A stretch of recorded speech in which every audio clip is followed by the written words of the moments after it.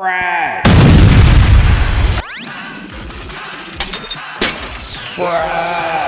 TV, we the real deal. How people even accepted a nigga like Ricky Rosetta, because I don't call him nigga Rick Ross, right? Ricky Rosetta, a CO corny nigga, fronting like he sold bricks and all this rap corny shit. I never understood how niggas really accepted this nigga. Like, how do we do this? How do real niggas accept Rick Ross? And Meek Mills and them niggas was about to Pooh Shiesty him first. With that guy, that's when kind of street credibility was out the window. Street credibility was out the window when we was battling Rick Ross.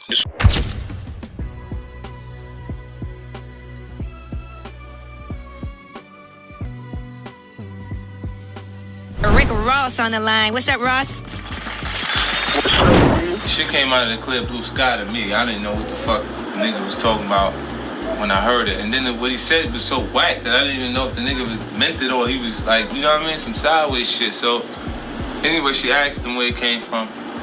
And he said from the BT Awards. Now, I ain't never had a conversation with these niggas. I don't know these niggas. I know your name. I seen your video. Other than that, we ain't got no business together. We ain't got no reason to even be talking to each other, right? So niggas think that it's an opportunity to create energy or like a excitement for the actual release of their record. And I understand that it may be more attention than you usually get, but it'll be the kind of attention that when it goes away, you go away completely. Like there's nothing else left for your ass. You completed, done. You know, and your company, the system might actually feel like it's a good idea for the moment until they realize that I won't stop. There's nobody in control of me. Like, I do what I want to do. So, I'm deciding to fuck your life up.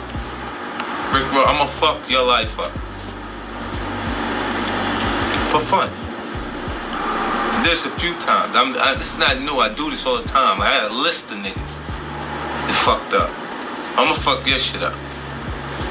You know what I mean? Because I know, I can already see from here, from where I'm at, this nigga's a total fraud. Like, you know what I mean? Like, it's not even no issue.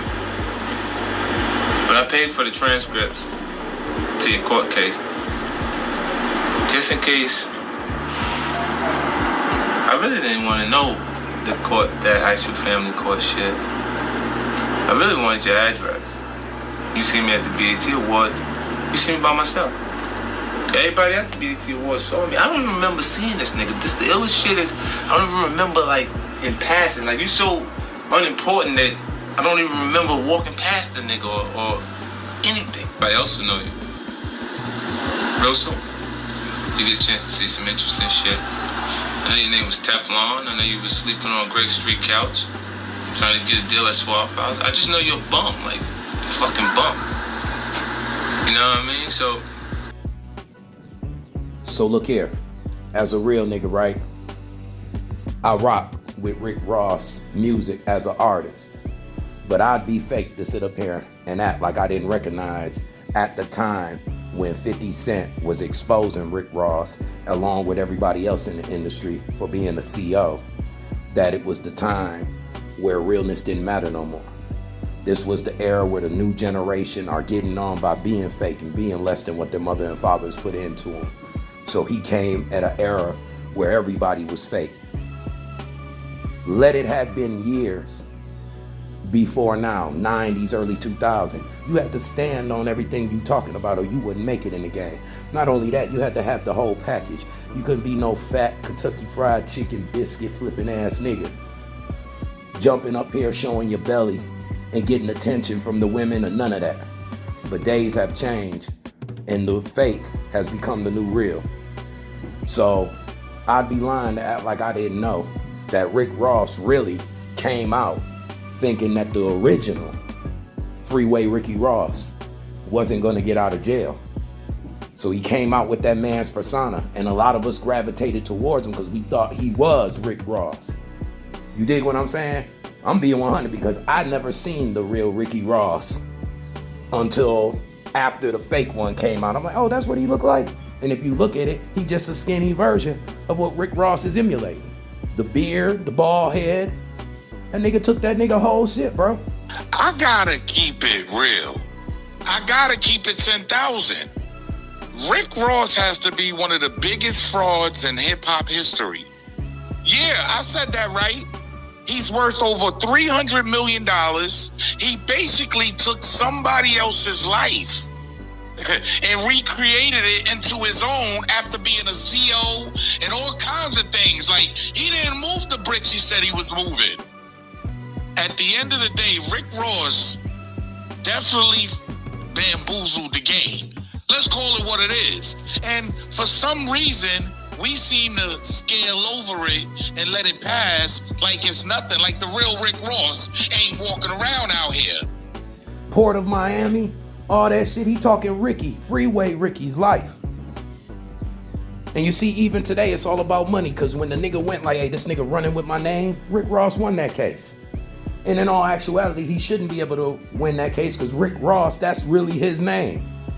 And you rolling with it. When you dealing around with Rose, you are dealing with a generic copy of somebody who was supposed to be this big dope boy, but never really was.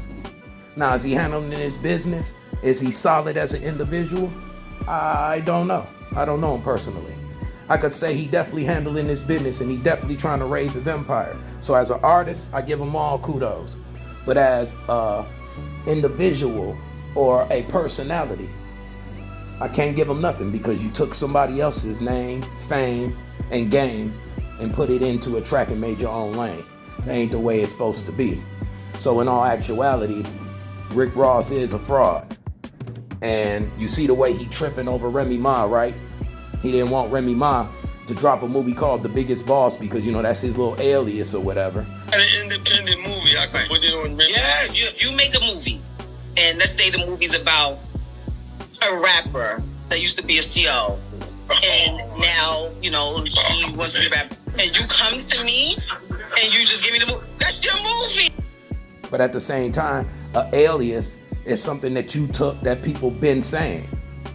So you can't say you copyrighted The Biggest Boss, because it's a phrase that can be used universally. So what was crazy was when she was about to drop that movie, for you to be the nigga that got on camera several times lying. One minute you said you wasn't, next minute you said you was, next minute you said you was, but it was a bigger play. All types of lies, you stay lying. You yourself gave validation to that theory being true. It was luck that the fortune that you have actually came to fruition, because for years you were jumping the gun with your fortune, saying you were a $50 million nigga, you only had $9 million.